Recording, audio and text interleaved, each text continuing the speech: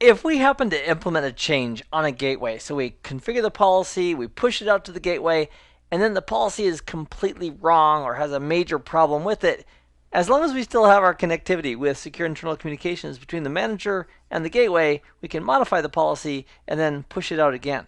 If, however, there's a situation where the policy is so mangled or perhaps it's even corrupted, where it doesn't even let the manager connect to it anymore, we need some way at that gateway to go ahead and remove the policy.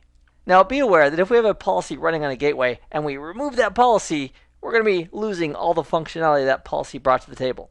So in a production environment, this would be like a last-ditch effort regarding this gateway. So in a production environment, we'd want to exhaust all our other possibilities first before we simply unload the policy at the gateway itself.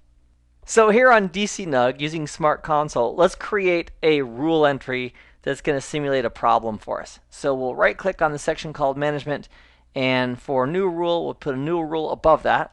And let's call it block HTTPS. And for the source, let's go ahead and put DCNUG's IP address, which is this guy right here, 192.168.1.100. So we'll put him in the source. And for the destination, let's specify firewall 1, which is 192.168.1.111. That's its E0 interface address, which is perfect. And for this demonstration, let's go ahead and for a service or application, let's type in HTTPS and then select that. And then for the action, we'll specify we want to drop it, and we'll also go ahead and log it. And that way we can have a log record of that traffic being denied. So we'll go ahead and click on Publish, and then we'll click on Install Policy to push that out to Firewall 1. All right, so that's on its way.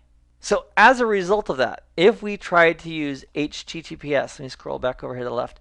If we tried to use HTTPS from the computer that we're sitting at, DCNUG, going to the firewall, it should not be allowed because of that rule number 1. So let's try it. So to try it, we can click on Gateways and Servers over here on the left, and then right-click on Firewall 1, hover over Actions in the drop-down, and then from the subsequent drop-down, let's click on Open Web User Interface.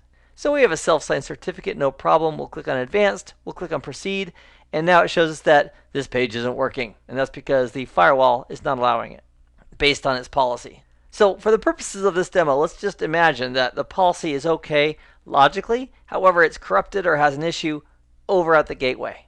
And we've attempted to push it out a couple times and it's not making a difference. So what we could do is we could go to the command line interface, and for convenience here, right here from DCNUG, I'm going to minimize the browser window, and let's right click on FW1 and hover over Actions, and let's just open up a new shell right here. So in a production environment, we may have to go to the console directly if we don't have any connectivity over to it, but we still have SSH. So we'll click on Open Shell, we'll log in as admin, we'll put in our lab password, and click Login.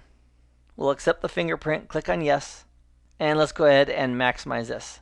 So from here at the CLI, if we did an FW space STAT and pressed Enter, it'll give us the current status of the firewall policy. So it's the policy called Standard that we pushed out to this gateway from the Security Manager. So if we wanted to unload that policy, we can simply do an FW space and then the command unload local and press Enter. And that just took off the policy. So if we hit the up arrow key a couple times and issue the command FW space stat again, it's now showing us that we have no policy installed. So if we hover near the bottom of this machine and go back to our Chrome browser and bring it up and click on Reload and then click on Advanced and Proceed, even though it's a self-signed certificate, now we have HTTPS access because the policy that was in place a few minutes ago is no longer there. So at this point we have a few options. We could push a new policy over from the manager, or we could fetch a policy from the CLI. So if we go back to the command line interface, we could then use the command FW space fetch and then specify localhost to tell it to go ahead and load the policy that it has locally, or we could fetch it from 192.168.1.100, which is the security manager, or we could just go ahead and push out the policy from the security manager. So let's go ahead and let's exit out of the CLI. Oh, you know what? We're going to go back there in just a moment. But currently for Firewall 1, if we hover over this X, it's indicating that the policy is not installed. So let's go ahead and publish our changes here, take off any locks that we might have, and then click on Install Policy. Click on Install to confirm. So now that that's done, let's go ahead and right-click on Firewall 1, hover over Actions, and go back to the shell. So it's going to open up a new SSH session, We'll log in as admin again. We'll do an FW space STAT, press enter. And now the policy is there because it just got pushed from the security manager over to this gateway. In this nugget, we've identified that we can, if we need to, unload a policy locally at the gateway using CLI commands. I hope this has been informative for you, and I'd like to thank you for viewing.